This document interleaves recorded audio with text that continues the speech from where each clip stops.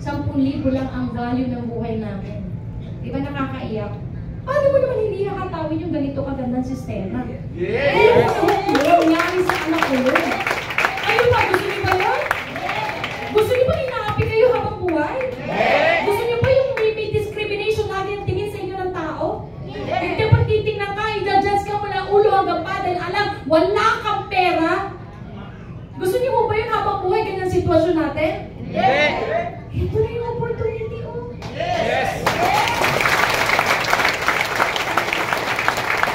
Di ba yung pupunta ka ng mall, titingnan ka ng sales lady, walang pambili to. Susundan ka pa, baka akala mandukot ka. Shoplifter pa pala. Totoo yun. Di ba? Dito pa lang sa Pilipinas, lalo na pag napunta kayo ng ibang bansa. Naiintindihan niyo po? Ito yung baon ko araw-araw. Actually, hindi nga kailangan ng motivation. Hindi ko kailangan ng mga quotation ng mga malulupit para humataw dito. Kailangan ko lang yung reality ng buhay. Pag wala kang pambayad ng kuryente, hindi lang ka humataw. Wala kang pambayad ng tuition fee ngayon. June na naman, bayaran na naman ng tuition fee. Di lalo mong hatawin. Baon ka sa utang, di lalo mong hatawin. Kayo yung mas maraming reason bakit kailangan humataw.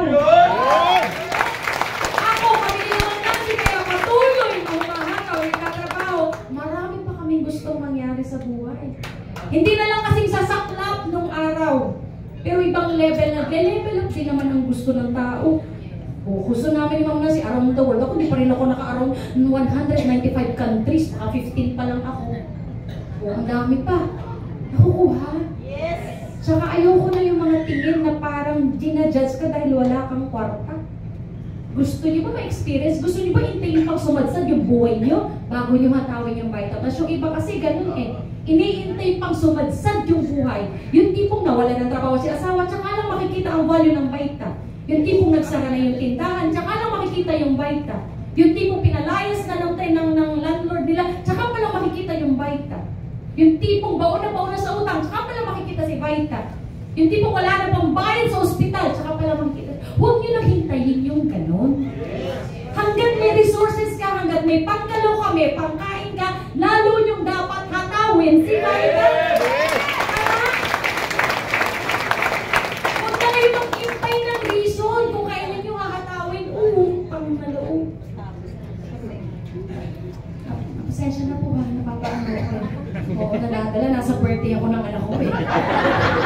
Ewan ko ba? Bakit lumalalim? Oo, 7th birthday ng anak ko. O sa isang hotel sa Alabang. O diba? Yan kasi yung mga dream ko. Pinagtatrabahuhan yan. Yan yung mga pangarap ko. Kaya ako nagpupursige. Dahil ito yung gusto kong ma-experience ng anak ko.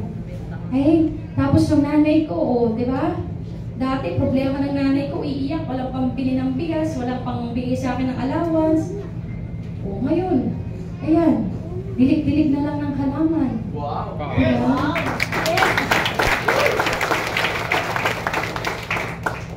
Hindi rin ako naka-experience mag-birthday. Anong reason? Walang pang handa. Ano pa ba ibang reason? Pati ka naghahanda? Walang pera. Ganun lang naman yun eh.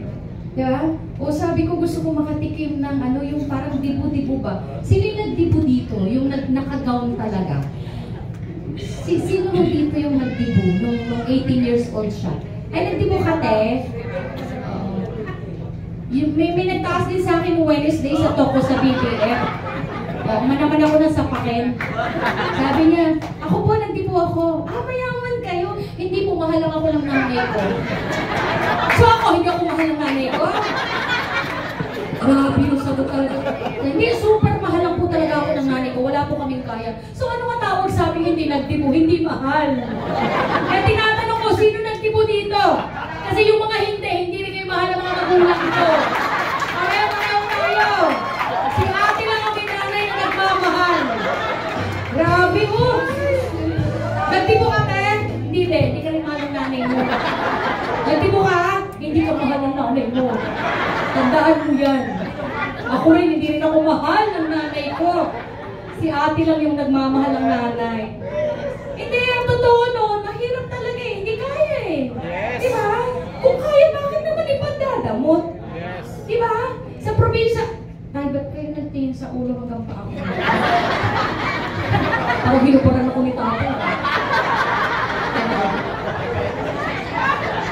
Bad trip yung tingin sa akin. Parang hinuparan ako. Parang feeling ko tumaas yung breast ko. Ito naman Tatay ah. Dito na nga ako. Nakakainis.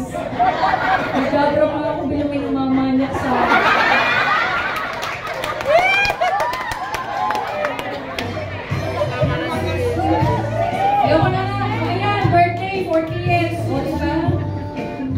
Nangyari mo lahat yan, hindi po dahil magaling ang isang Shirley D. Guzman Vergara, no.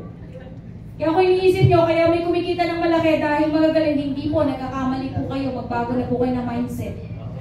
Lalo ako, kung may makakapagkwento dito, si Ma'am Nancy yun. Nakita niya yung ugali ko dati, actually, over the years, alam niya yan. Iba yung Shirley dati, sobrang negative ko po nung araw. Pinagtitraining ako ni Upline, sabi ko, alam ko na yan, galing din naman ako sa sales. Training, pareho lang ng corporate world yan. Hindi po. Sa totoo lang, hindi po. Nagbago lang ang lahat nung meron pong kaibigan si Apply Nancy na ano pangalan ng matanda mo? Nagigil talaga ako doon hanggang ngayon eh. Sabi pa naman sa akin, ano siya, magaling kasi siyang networker. Angie, yan si Angie. Angie na yan. Basta ano siya, magaling siya. Tapos, parang i-spill over yata ako ni Upline. Ni Upline sa akin yon. Tapos, tinignan ako ng matanda. Sabi niya, payosi-yosi pa siya that time eh. Sabi niya. Siyempre, may uso. Ano ba yun? Wala akong usok, bibinug ako na lang. Drama nga, di ba drama? Siyempre, para medyo makatotohanan. Si ate na nga ano. Ay sabi ko nun, tapos sabi po sa, parang ganyan sir yung tingin niya. Sabi niya, pero babae kasi yun. Sabi niya, kung ikaw magiging upline ko, di na lang ako sasali sa negosyo. So parang teka lang, nasaktan ako pero parang may point naman siya. Kasi nga, tsura ko no, di ba? Parang nene-nene. Tapos, even yung boses ko, hindi ganito. Even yung boses ko po, pinagdasal ko to. Totoo po, pinagdasal ko na sana yung boses naman na parang karespe-respeto. O kasi boses ko, hey, good morning! Siyempre, parang pakiking ka. Kaya kung kayo, baka yung mga boses nyo, baka yan din ang problema nyo. Di mag-ano pa rin. Mag-watch yung ano ba tawag doon? Vocalization. Oo, practicing nyo din. Siguro mga 1 million times ko pinakos. Great morning, great morning, great morning. Great morning, great morning. Napapractice. Ano ang bagay pag paulit-ulit mo daw ginagawa na mamaster? Yes! So, paulit-ulit kayong hahakaw, paulit-ulit kayong nagtatok, paulit-ulit kayong nangungulit na mamaster. Pero pag paulit-ulit kayong natutulog, paulit-ulit kain, paulit-ulit tamad na mamaster din. Tatahaw! O, ano gusto niyong mastering? Katamaran o kasipagan? O, bisimulan na ang kasipagan. Yes! Kung gusto mo magandang result. Tama po?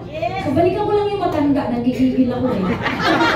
Piling na ako, ulong lang pa. Yun nga ang sabi niya, pag daw ako yung magiging upline niya, hindi raw siya sasali. So, syempre, masakit, pero napaisip din ako. Simula nun. Sabi pa nga din ni upline Nancy dati, yung bag ko daw parang yung mga pa-cute na bag, yung parang lipstick lang ang kasya. O, wala akong dalang clear book, wala akong kahit ano. So, anong klaseng negosyante yun? Walang dalang clear book, walang kahit anong paraphernalia para sa negosyo. So, doon na ako napaisip na, teka na, gusto ko talagang yumaman eh. Adjust din eh. Hindi po pwede, gusto mo yumaman, sinabi sa'yo ni upline, eto kulang mo, eto mali mo, eto kailangan mo, hindi ka nag-adjust, nag-visit ka pa kay upline. Hindi ako, tinitake ko yun na, gusto ko kasi yumaman, so susundin ko si upline. Kasi gusto ko yumaman, kasi gusto ko magka-conscious, gusto kong magkaroon ng magandang buhay, gusto kong makatravel, gusto ko ng bonggang kasal, gusto ko ng birthday celebration. Hinato ko, ginaya ko, sinabi, ginawa ko, yung sinasabi na apply. Lahat, kailangan, i-adjust. O, dito daw, hindi pinapayaman ang masama ugali. Papakabait ako unti-unti. Hindi naman kailangan bigla. Kaya importante, willing ka magbago. Diba? 22 years na ako, naubos na rin naman. O kaya kung minatitir pa kayong kasama na ugali dyan, ubusin nyo na din. Kaya ako hanggang ngayon, masama mo sa apply mo, Diyos ko. me. Yung mga sama ng loob na yun, lagi rin sasabi ni Apply, yung emotion, sabi nga ng mga mentor natin, walang komisyon sa emosyon. O, ba't yung kinakarir? Sabi nga ni Apply, ito talaga, ever since, gayahin nyo na lang din. Pag may nag-emote sa inyo, gaganda ka ba dyan? Eh, hindi. Gayaman ka ba dyan? Eh, hindi. Ba't ka nag-i-emote? Oo nga, no? O, di, adjust ulit. Adjust ulit. Kung yun yung sikreto sa pagpapayaman, why not? Kung uubusin lang pala yung kasamaan, katamaran, kakabusitan, ka-emotional, para yumaman, eh di ubusin mo na. Yes. Kung yun pala ang sikreto sa pagyaman, eh, focus tayo sa solusyon. Tama? Huwag kang feeling laging biktima, feeling laging lugi, feeling laging ewan ko ba. Okay lang ba kayo? Okay lang kayo?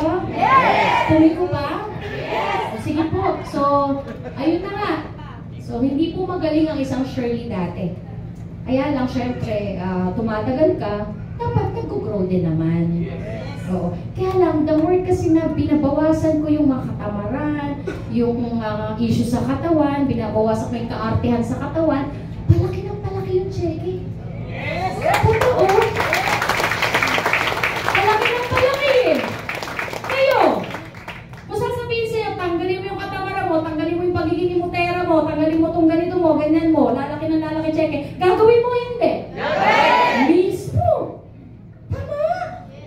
Kung yun yung sikreto sa pagpapayaman, bakit naman hindi? Tama po ba? Naku, i-expect ko simula bukas, mababait na to.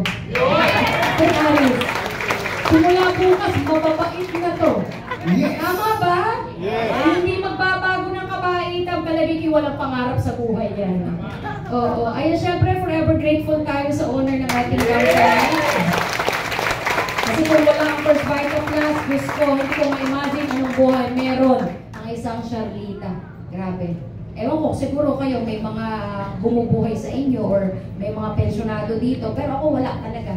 Wala talaga akong ibang pupuntahan, kaya naman itinodo ko na dito. Kaya naman, salamat talaga. Salamat sa First Vital Plus. Salamat kina Ma'am Boy at Sir Sir. Ayan.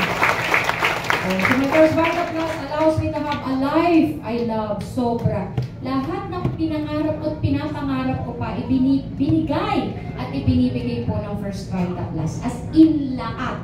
Literally lahat po. Grabe, lahat ng meron ako ngayon, talagang inimagine ko to dati. Naalala ko yung kwento ni Ma'am Nancy eh. Apply talagang yung mga kwento mo, ano sa akin yan eh. Nagiging libro. Oo, sabi ni Ma'am